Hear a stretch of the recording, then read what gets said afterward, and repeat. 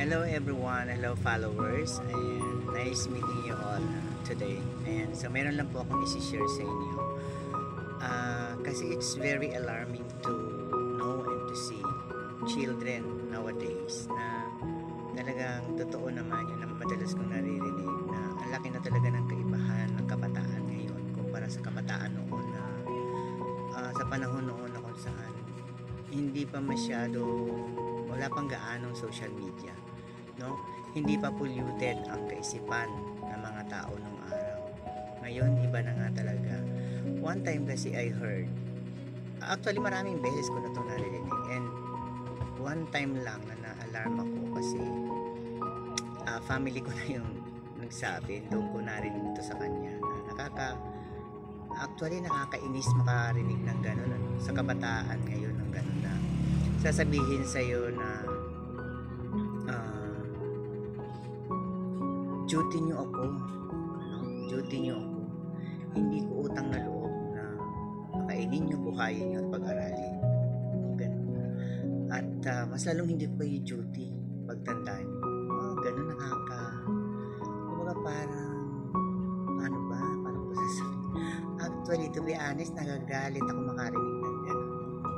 It's obvious, no? May sinabi pa pala siya na, at even sa social media nababasa ko itong mga ganitong comment na sabing gano'n, hindi ko ginusto na mabuhay sa mundo, kayo ang may gusto nito. Sabi ba naman gano'n? So diba, no? Doon mo makikita kung anong klase ng kabataan at pagkatao meron sila ngayon, no? Kasi ang isang matinong kabataan, ang isang matinong tao, hindi gano'n ang mindset at hindi gano'n mag-isip like before na hindi pa polluted ang mga kaisipan ng mga kabataan. Wala silang ginawa kundi i-please ang magulang, tulungan ang magulang, at mahalin higit sa lahat ng magulang, because that is biblical. Pero wala pang gaanong hindi pa masyado wala pang gaanong mainit na nagtuturo noon ukol sa Bible. Hindi kagaya ngayon, laganap na nga tuloy nagtuturo. Kaya nagtataka ako bakit hindi man lahat, pero ang dami talagang kabataan ganun ngayon, nalapastangan talaga. Nakakalungkot. Kaya basahin niyo po dyan sa aking verse na nasa itaas ng aking ulo. No? Nakakalungkot din. Sobrang nag-down yung heart ko sa mga ganung kabataan, mga uri ng kabataan. Diyan mo makikita. Kaya sabi ko doon sa comment, no? May nag-comment na gano'n. Pero actually hindi ko siya nireplyan. Nag-comment lang din ako na sabi ko, bakit sa palagay mo? Yes, ginusto nga ng magulang na magkaanak. Pero ang daming mga kamagulang dyan. Ang daming mga magulang dyan na gusto magkaanak. Pero hindi nagkakaanak. Why? Kasi ang buhay, ang Diyos ang nagbibigay niyan. Okay? Kahit magkanatuwad yung mga magulang mo na gusto nila magkaanak, kung ayaw ng Diyos na bigyan ka ng buhay, wala yan magagawa. Diba? At on the part of the parents, ako man, kung ganong klase lang din, kaya sasagot ko sa kanya, kung alam ko lang din na katulad mo ang magiging anak ko, definitely hindi ko rin gugustuhin na maging anak kita. Hindi ba ganun lang yun? So, ang ibig ko sabihin, hindi ito dapat sinasabi sa bawat isa. Kasi, hindi naman kasi dapat yun eh. No? Ang nagbibigay ng buhay sa bawat tao ay ang Diyos. Hindi tayo dapat nag-aasal sa anak ng ganun, o kaya lalo't ang mga anak hindi nag-aasal ng ganun sa mga magulang, kasi kawalan ng utang na loob yun at kasamaan ng ugali yun. Okay? Again, hindi ko ginusto ng magulang niya na magkaanak. Hindi rin nila ginusto na ikaw ang lumabas kung ikaw ay kasama ka doon sa mga binabanggit kong kabataan. Hindi rin nila ginusto kung malalaman lang nila na ganyang katulad mo ang lalabas, panigurado ako hindi rin nila gugustuhin.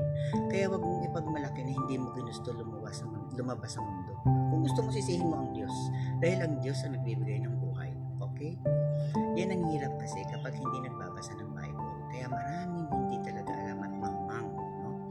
Ang linaw sa Ephesians 6:1, ano nakalagay doon?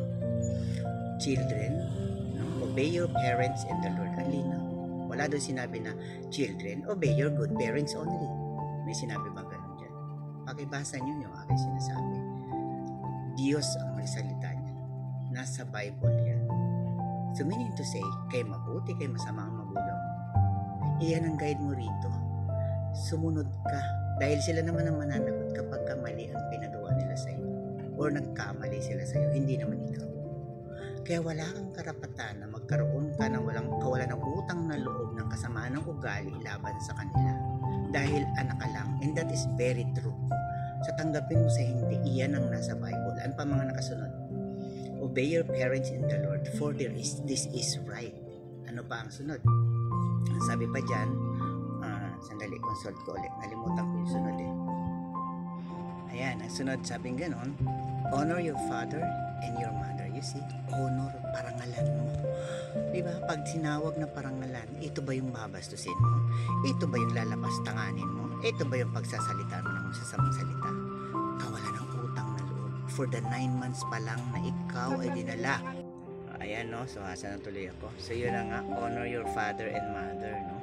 At saka sabi, this is the first commandment of God. Take note of that. With a promise. No? With a promise. Ano yung promise? That you may go well with you and you may have long life on earth. You imagine that? So ano nun? Kapag hindi nisrespect mo, lalo na yung mga nagmumura na yan ng mga anak sa magulang, no? Kaya maraming nagkalat ang kahirapan sa ating bansa eh. Kasi ayan, malinaw, maghihirap pala ang isang anak na lapastangan sa magulang, no? At ano pa ang pinakamatindi, no?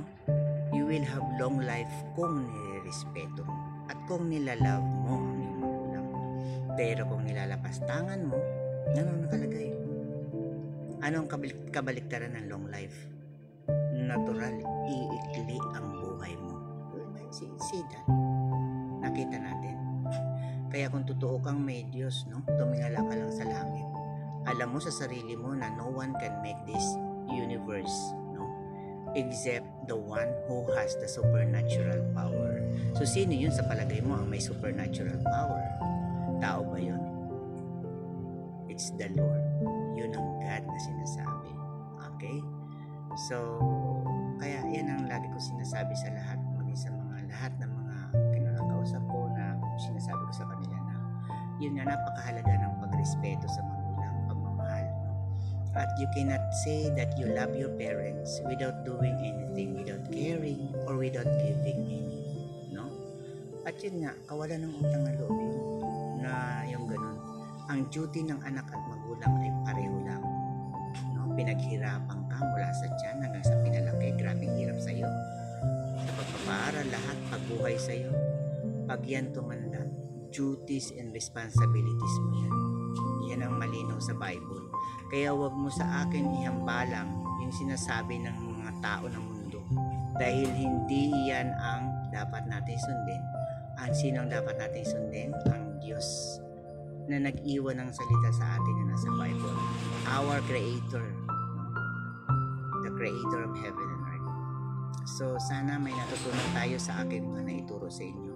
So sana tumuwi mo ito sa puso at isip ng bawat isa na tayo ay huwag magilapastangan. At again, kapag ka na nasa banig na ang ating mga magulang, karapatan nila yan na asikasuhin natin. Okay?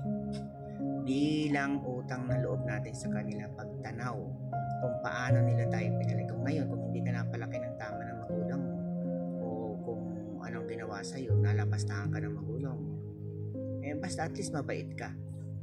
Ayun nga, kasi mayroon din namang ganun, talaga, let's accept the fact na mayroong magulang din na naging hindi okay sa anak. So siguro kung sino yung nagmahal sa'yo, sino nagpalaki sa'yo, so doon ka bigay sulit ang tawag doon. Parang utang na loob mo doon sa kanya. Doon ka, pag kaya mo na, bukal sa loob mo, that's it. Na you give something in return doon sa tao na bumuhay sa'yo. Na kundi dahil doon na hindi ka mabubuhay. Ganun dapat. Okay, so at sana wag natin kalimutan ng Diyos na siya ang ating gawing laging tagapagligtas at Diyos ng ating buhay. O sige po, so sana may natutunan kayo sa aking mga na-share ngayon. And again, once again, magandang araw po sa inyong lahat. And God bless everyone.